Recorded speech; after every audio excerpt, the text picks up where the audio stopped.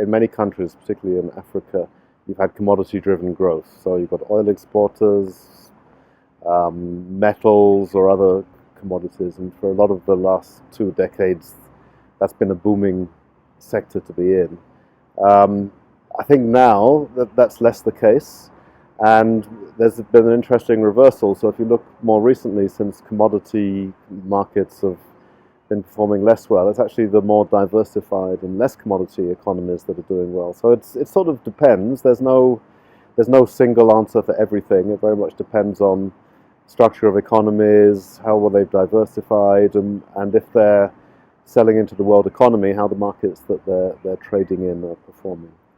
Well, I think some of the vulnerability comes from not being able to withstand macroeconomic shocks. So I think there's always an argument for better macroeconomic policy, and perhaps when times are good, rather than spending everything, putting a bit of money aside and building up some financial cushion so that when times get tough, you've got something to draw on. So I think a more sort of longer term macroeconomic approach, a bit more cautious, maybe makes sense. And then on the employment front, that's a tricky one, because what happens in a lot of countries is you've got you start off with a lot of people involved in agriculture, in low productivity agriculture, and if agriculture doesn't grow, then you get a lot of people released, but it's very difficult to create the number of jobs in other sectors which will absorb them all. So I think it's a mixture of things. Firstly,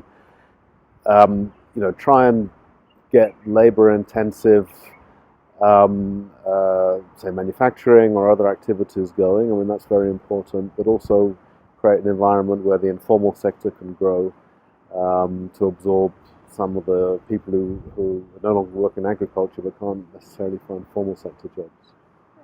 Well, I think it's a good trio of actors. So the policymakers are obviously important. They make policy, but policy is better if it's informed by evidence, and I think that's where the other two parties come in. So the academics can do the rigorous data analysis, survey design, and policy conclusions, but the private sector, I think, adds a touch of the real world, so that getting policies right often depends on understanding the nuances of what actually goes on out there in the economy, and I think that's really where the private sector adds a lot of insight.